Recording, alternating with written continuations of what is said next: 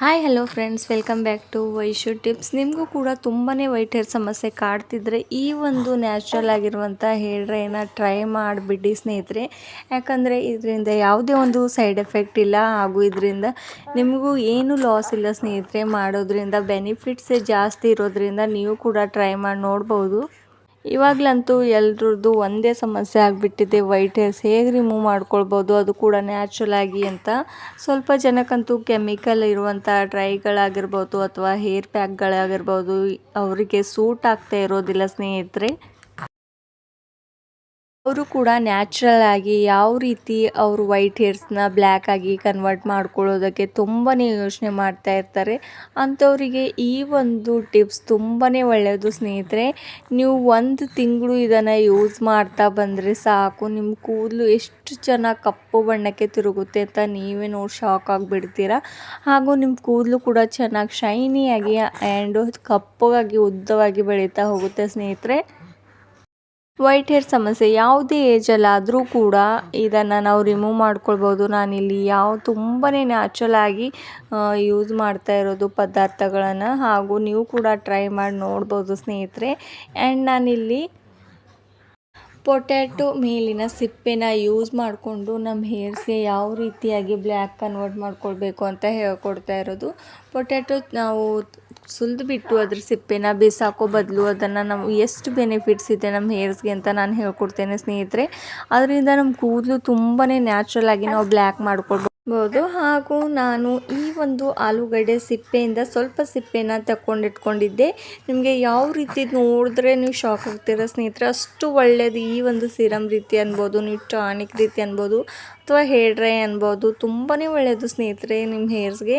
ಇವಾಗ ನಾನೊಂದು ಕಬ್ಬಿಣದ ಪಾತ್ರೆನ ತೊಗೊಂಡಿರೋದು. ಕಬ್ಬಿಣದ ಪಾತ್ರೆ ಅಂತೂ ನಮ್ಮ ವೈಟ್ ಹೇರ್ಸ್ಗೆ ತುಂಬಾ ಒಳ್ಳೆಯದು, ಬ್ಲ್ಯಾಕಾಗಿ ಕನ್ವರ್ಟ್ ಆಗೋದಕ್ಕೆ ಸಹಾಯ ಮಾಡ್ತಾ ಹೋಗುತ್ತೆ. ಇವಾಗಲಂತೂ ತುಂಬಾ ಯಂಗ್ ಏಜಲ್ಲಿ ವೈಟ್ ಹೇರ್ ಸಮಸ್ಯೆ ಜಾಸ್ತಿಯಾಗಿ ಕಾಣಿಸ್ತಾ ಇರೋದಂತೂ ಎಲ್ರಿಗೂ ಗೊತ್ತಿದೆ. ನಾನಿವಾಗ ಕಬ್ಬಿಣದ ಪಾತ್ರೆಯಲ್ಲಿ ಸ್ವಲ್ಪ ಆಲೂಗಡ್ಡೆ ಸಿಪ್ಪೆನ ಹಾಕ್ಕೊಂಡಿರೋದು. ನೆಕ್ಸ್ಟ್ ನಾನಿಲ್ಲಿ ಚಾಯ್ ಪೌಡರ್ನ ಹಾಕ್ಕೊಂಡಿರೋದು, ಅಂದರೆ ಟೀ ಪೌಡರ್ನ ಹಾಕ್ಕೊಂಡಿರೋದು. 1 ಸ್ಪೂನಷ್ಟು ಟೀ ಪೌಡರ್ ಹಾಕ್ಕೊಂಡ್ಬಿಡಿ. ಆ್ಯಂಡ್ 1 ಸ್ಪೂನಷ್ಟು ಇನ್ಸ್ಟೆಂಟ್ ಬ್ರೂ ಪೌಡರ್ನ ಆ್ಯಡ್ ಮಾಡ್ಕೋತಾ ಇರೋದು ಸ್ನೇಹಿತರೆ.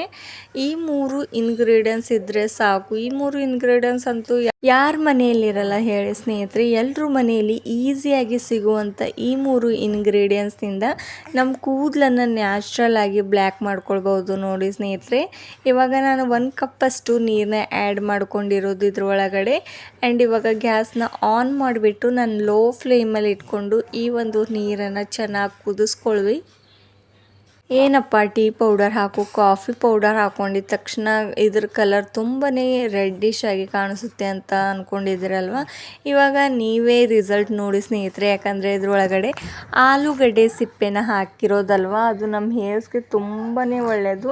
ಆ್ಯಂಡ್ ನಮ್ಮ ಹೇರ್ ಕೂಡ ಬೆಳೀತಾ ಇಲ್ಲಾಂದರೆ ರೀಗ್ರೋತ್ ಕೂಡ ಆಗೋದಕ್ಕೆ ತುಂಬಾ ಹೆಲ್ಪ್ ಮಾಡುತ್ತೆ ಸ್ನೇಹಿತರೆ. ಇವಾಗ ಇದನ್ನು ಗ್ಯಾಸ್ನ ಲೋ ಫ್ಲೇಮಲ್ಲಿ ಇಟ್ಕೊಂಡು ಒಂದು 5 ನಿಮಿಷವರೆಗೂ ಇದನ್ನು ಚೆನ್ನಾಗಿ ಕುದಿಸ್ಕೊಳ್ಳಿ. ಇವಾಗಲಂತೂ ಎಷ್ಟು ಜನರು ವೈಟ್ ಹೇರ್ ಸಮಸ್ಯೆಗೆ ನ್ಯಾಚುರಲ್ ಆಗಿ ಈ ರೀತಿ ಹೋಮ್ ರೆಮಿಡೀಸ್ನ ಯೂಸ್ ಮಾಡೋ ಬದಲು ಎಷ್ಟೆಲ್ಲ ಕೆಮಿಕಲ್ನ ಯೂಸ್ ಮಾಡ್ತಾ ಇದ್ದಾರಂತೆ ಎಲ್ರಿಗೂ ತುಂಬಾ ಚೆನ್ನಾಗಿ ಗೊತ್ತು ಸ್ನೇಹಿತರೆ. ಕೆಮಿಕಲ್ ಯುಕ್ತವಾದಂಥ ಡ್ರೈಗಳನ್ನ ಹಾಕ್ಕೊಂಡ್ಬಿಟ್ಟು ಅವ್ರ ಕೂದಲನ್ನು ತುಂಬಾ ಹಾಳು ಮಾಡ್ಕೋತಾ ಇರೋದು ಸ್ನೇಹಿತರೆ. ಇವಾಗಲಂತೂ ನಮ್ಮ ಒಂದು ಎಷ್ಟು ಸೌಂದರ್ಯವಾಗಿ ಕಾಣಿಸ್ಬೇಕಂದ್ರೆ ನಮ್ಮ ಹೇರ್ಸ್ ಕೂಡ ಚೆನ್ನಾಗಿರಬೇಕು ಅಂತ ಎಲ್ರಿಗೂ ಆಸೆ ಇರುತ್ತೆ. ಅದ್ರ ಬದಲಾಗಿ ನಾವು ತುಂಬಾ ಅಂದರೆ ಸ್ವಲ್ಪ ಟೈಮಲ್ಲಿ ನಮ್ಮ ಕೂದಲು ಬ್ಲ್ಯಾಕ್ ಆಗೋದಕ್ಕೆ ನಾವು ಈ ರೀತಿ ಕೆಮಿಕಲ್ ಯುಕ್ತವಾದಂಥ ಮೆಹಂದಿಗಳು ಅಥವಾ ಡೈಗಳನ್ನ ಹಾಕ್ಕೊಳ್ತಾ ಬರ್ತೀವಿ, ಹಾಗೂ ನಮ್ಮ ಕೂದಲು ತಕ್ಷಣದಲ್ಲಿಯೇ ಬ್ಲ್ಯಾಕ್ ಮಾಡ್ಕೋತಾ ಹೋಗ್ತೇವೆ ಸ್ನೇಹಿತರೆ. ಅದರಿಂದ ಏನಾಗುತ್ತೆ ಅಂತಂದರೆ ನಮ್ಮ ಕೂದಲು ಸ್ವಲ್ಪ ದಿನದ ಮಟ್ಟಿಗೆ ಬ್ಲ್ಯಾಕ್ ಆಗಿ ಬಿಡುತ್ತೆ. ಆ್ಯಂಡ್ ನೆಕ್ಸ್ಟ್ ನಮ್ಮ ವೈಟ್ ಹೇರ್ ತುಂಬಾ ಜಾಸ್ತಿ ಆಗ್ತಾ ಹೋಗುತ್ತೆ ಸ್ನೇಹಿತರೆ.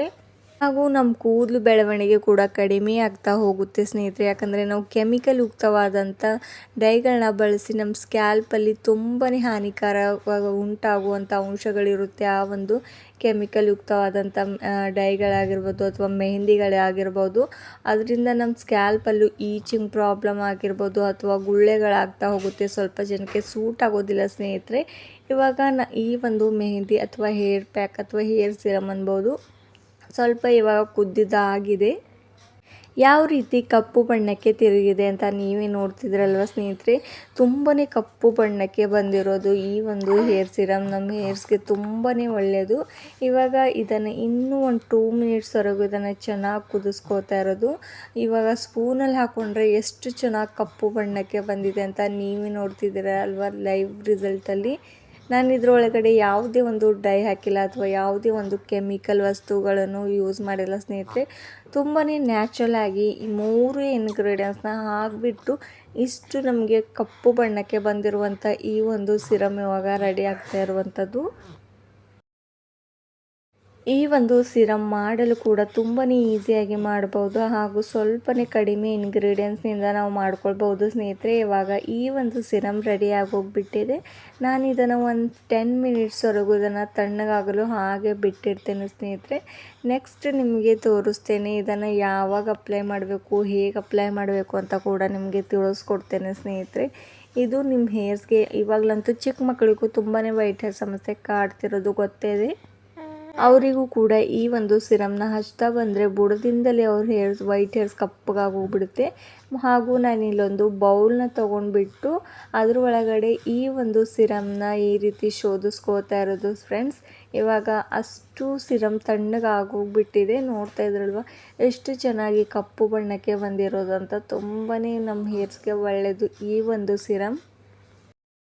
ಇದನ್ನು ನೀವು ಮಲ್ಕೊಳ್ಳೋದಕ್ಕೂ ಮುಂಚೆ ಅಪ್ಲೈ ಮಾಡಿದ್ರು ನಡೆಯುತ್ತೆ ಫ್ರೆಂಡ್ಸ್. ನೀವು ಸಿರಮ್ ರೀತಿಯಾಗಿ ಹಚ್ಕೊಂಡ್ಬಿಟ್ಟು ನಿಮ್ಮ ತಲೆಯಲ್ಲಿ ಮಸಾಜ್ ಮಾಡ್ಕೋತಾ ಬನ್ನಿ. ಈ ರೀತಿಯಾಗಿ ನೋಡ್ತಾ ಇದ್ರಲ್ವ ಎಷ್ಟು ಚೆನ್ನಾಗಿ ಒಳ್ಳೆ ಒಂದು ನ್ಯಾಚುರಲ್ ಹೇರ್ ಡ್ರೈ ಅಥವಾ ಸಿರಮ್ ರೆಡಿ ಆಗಿರುವಂಥದ್ದು. ಇದನ್ನು ನೀವು ಒಂದು ಮಂತ್ವರೆಗೂ ಇದನ್ನು ಸ್ಟೋರ್ ಮಾಡಿ ಇಟ್ಕೊಳ್ಬೋದು. ಇದರಿಂದ ಯಾವುದೇ ಸೈಡ್ ಎಫೆಕ್ಟ್ ಬೀಳೋದಿಲ್ಲ.